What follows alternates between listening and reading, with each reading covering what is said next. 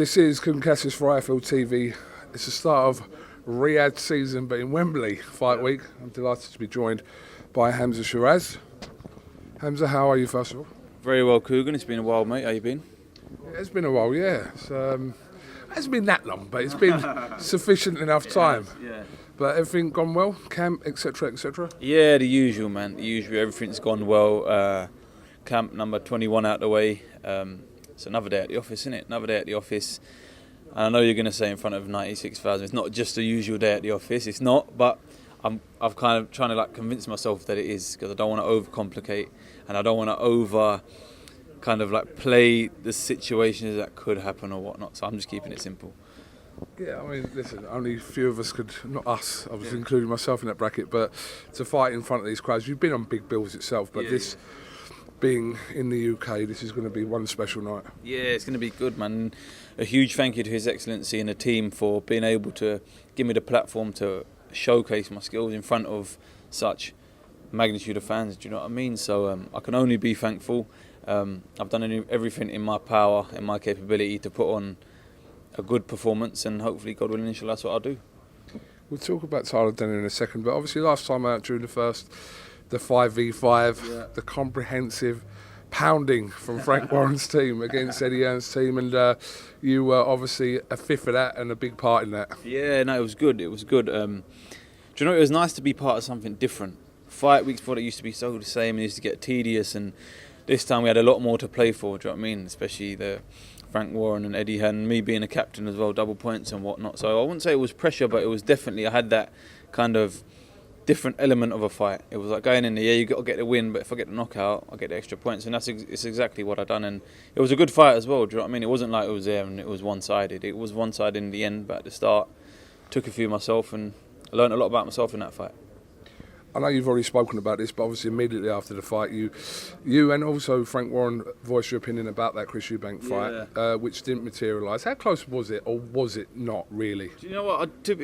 I don't know how close it was, to be fair. I don't want to sit here and say it was this close and that close. From my side, it was a green light, and it's as simple as that.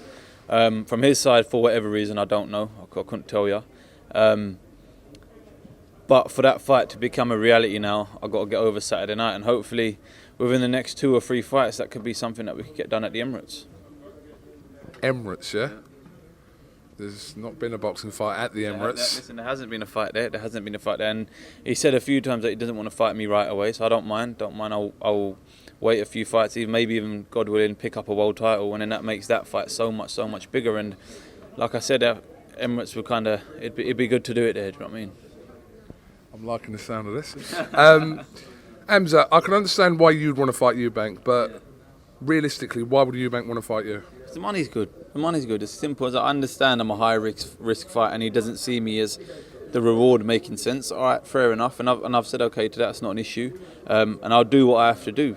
That's why I'm saying 2 or 3 fights now. I'm not saying in the next fight. And I'll earn my stripes. And eventually there'll be no denying that fight. Well, he's on the card, the Riyadh season card in Riyadh on October the 12th on the undercard of Bivol and better be against Serramata. I suppose everyone's always going to be questioning Eubank's opponent. The opponent as such, I mean, his 2 defeats haven't come in not good company, if you like. So, I mean, what do you think about that fight with Serramata? It's good. It's a bit random, because if you're saying the Hamzah Sheeraz fight isn't a fight worth taking, and you're going to take this fight, at least fucking take the Conor Ben fight or take a bigger fight. Do you know what I mean? And I was like, all right, fair enough. He's gone the right direction about things and he's cracking on. But I don't know. I think he's just a bit confused, man. All right. Well, look. Either way, you guys have both got. Obviously, you've got your fight this week against Tyler Denny. He's fighting there. So whatever happens after that, obviously your paths are kind of mapped out in the immediate future. But as just a fan, I don't see this fight happening. I don't know. I think Eubank's kind of looking for those names that he's mentioned. Big names, he's mentioned it, but you're a big name yourself. But I think you said the high risk, if he's going to fight you, he's going to want to get well paid. Yeah, of course. And the money he wanted, His Excellency offered it to him. And then when he actually come and he got the money that he wanted, he didn't want it for whatever reason, so it is what it is. But like I said, if that's how he feels, it's not an issue. I'll, like I said, earn my stripes, no problem. I'll get a world title, and then if he says no, then he's just a fucking pussy, and it's as simple as that. Do you know what I'd like? I'd like promoters to go, right, we offered him X amount, because obviously there was a money discrepancy with the whole Canelo situation, and obviously I'm telling you now, he got what he wanted. He got. I promise. I know that's for sure. Like, there's no messing around when it comes to His Excellency, and what he wanted, they offered. And that's as much as I can say about that. All right, no problem. He's not going to tell so much. No, I can't.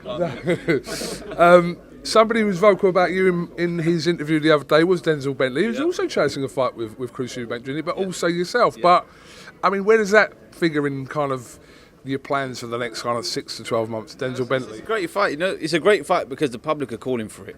If they weren't calling for it and he was chasing me, then it's a bit like, But I've seen on Twitter that people are interested in that fight, and God willing, inshallah, I'll get over Tyler Denny, then I'll leave it down to my team and my advisors, and if Denzel Bentley is the name that comes up, then he's the name I shall fight. Let's talk about your opponent, Tyler Denny, obviously coming off a very good win last time out against Felix Cash. Intriguing fight this. I mean, yeah, how do you rate Denny? Yeah, no, he's a good fighter. He's a good fighter. Listen, he's done everything that's been required of him. He's defied the odds a few times. But come Saturday night, he won't be doing that. You have to put a stop to it. All the guys he's beaten, if you kind of compare them and me, I believe that I'm a far better calibre of fighter than they are. But then at the same time, this is an opportunity of a lifetime for him, and I understand that. I understand he's going to come hungry. He's going to come for it all. But then at the same time, it's just as a big opportunity for me as it is for him. So I've got to keep doing my thing, and then put a stop to this run he's got going on. Only a few days to find out. There's a lot of expectation on you. There has been for the last 2 or 3 years. You're not just kind of talking the talk, but you're walking the walk as well. There is a lot of expectation. I don't know if it transcends into pressure for you, but there are people expecting you to be the real deal. Yeah, no, I wouldn't say it's pressure. At the start, it was like, shit, I've got to go out there and I have to perform now.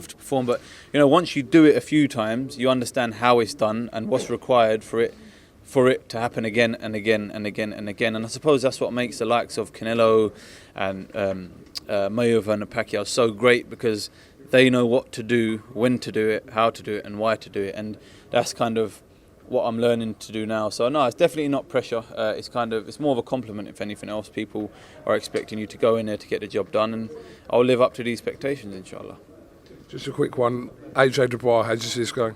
You know what, I've been saying earlier, like every time I've been getting to the fights, closer to the fight, it's more I'm going this way, I'm going that way, I'm going this way, I'm going that way. But I think when I put money, I have to put money on AJ. I have to put money on AJ by knockout. And the only reason I say that is because he's performed at this level in front of this many fans a few times before. Do you know what I mean? So that could be the difference. But I've said it before. Listen, when it comes to me and boxing prediction, I'm fucking useless, man. So if anyone's going to put money on it, because down to me, don't do it. Don't do it. Just take it take it with a pinch of salt, what I just said. Hamzah, thank you very much for listening to IFLTV. Listen, we'll catch up with you again after your fight. Best of luck this week, and no doubt we'll see you along the week. Cheers, KUGAN. Thank you very much, mate.